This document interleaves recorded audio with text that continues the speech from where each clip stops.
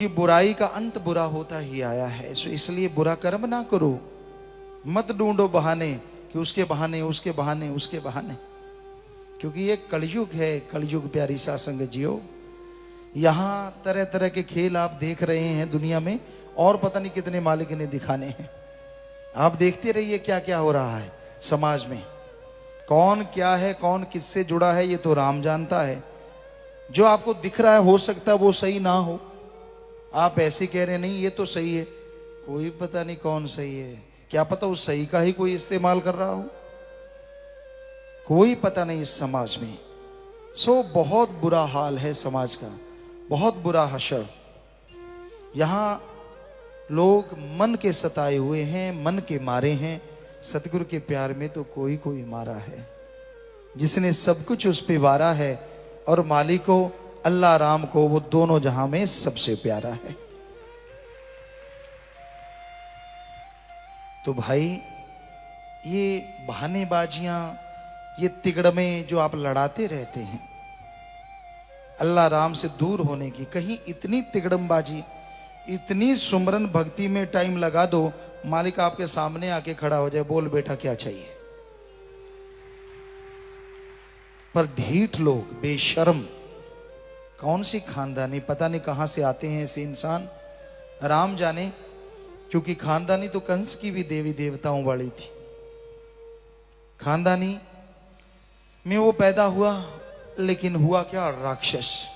कर्म, जैसे कर्म इंसान करता है, जैसे लोगों की सोहबत करता है, जैसी चंडाल चौकड़ी में, पंचायत तो नहीं कहेंगे, चंडाल चौकड़ी में बैठता है, वैसा उस पे रंग चढ़ता है, फिर बहाने ढूंढता है दोष देने के लिए अल्लाह राम को, उस मालिक खुदा को। नाच न जाने आंगन टेढ़ा, नच्चे न जावे द्रिफिटे मुंह गोडे दे। सो लानत अपने पे नहीं डालते, कभी किसी का बहाना लेते हैं, कभी किसी का बहाना, कभी किसी का बहाना। तो ऐसे निंदक, ऐसे बुरा करने वालों का हशर दोनों जहां में बुरा होता है, और कहीं ढोई नहीं मिलती। चौधराहट, कईयों की तो चौधराहट चली जाती है तो बौखला जाते हैं। कईयों को धन दौलत जमीन जायद नहीं मिलती, जमीन जायदाद जो वो मांगते हैं, गाड़ियां मांगते हैं, फौज चाहिए, फलां चाहिए, धिंकड़ चाहिए, ना दो तो भागते हैं। ऐसे लोग फिर लोगों को गुमराह करने की पूरी कोशिश करते हैं, और कानों के जो कच्चे होते हैं, करते वो उन्हीं पे असर है कि भाई ये थोड़ा सा बिदका हुआ है, क्योंकि जो बिदका घोड़ा है उसको एक डंडा और मारो और बिदक जाता है। तो इसी तरह वो देखते हैं कि कौन अल्लाह राम के राह से हट रहा है, तो उसकी दुखती रग को पकड़ के चालाक शातिर लोग उसको बुद्धू बना के उसको गुमराह कर देते हैं। तो ऐसे कलयुग में ऐसे लोगों से 100% सावधान रहो। तरह तरह की बात बनाते हैं, तरह तरह की चर्चा करते हैं, और खुद के अवगुण नहीं गाते कि मेरे में अवगुण है तो ऐसा है। सो इस कलयुग में भाई आप इंसान बन के आए हैं, नाम जपो मालिक का, मालिक की औलाद का भला करो, सबका भला सोचो, किसी का बुरा ना गाओ, किसी का बुरा ना सुनो। क्योंकि आप अपना देखो, अल्लाह राम ने आपका क्या बुरा किया है, कौन सा आपको बद्दुआ दे दी जिसकी वजह से आप दुखी हैं। अपने कर्मों की वजह से हर कोई दुखी, हर कोई सुखी इस संसार में होता रहता है। कर्म करे खोटे, पड़ेंगे बड़े सोटे। कईयों को सोटों का इंतजार है, और राम से यही चाहते हैं कि मालिक थोड़ा बहुत चुटका तो दिखाई दिया कर, क्या पता उन चुटकों से वो ठीक हो जाएं, अगर वैसे नहीं हो रहे तो।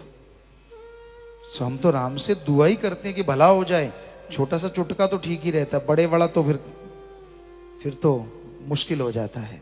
कईयों को ये अहंकार है, खुद ही है कि हमारा क्या हो जाएगा, देख लेंगे।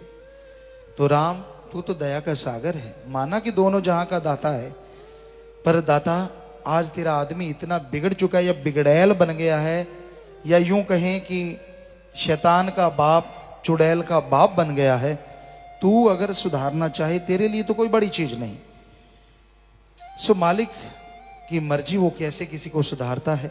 संत तो दुआ यही करते हैं कि सबको सुधार, सबको नेकी की राह पे चला, हर कोई इंसान सुधर जाए, हर कोई भले कर्म करे, ताकि मालिक तेरे दर्शन कर सके और दोनों जहां की खुशियों से माला माल हो सके।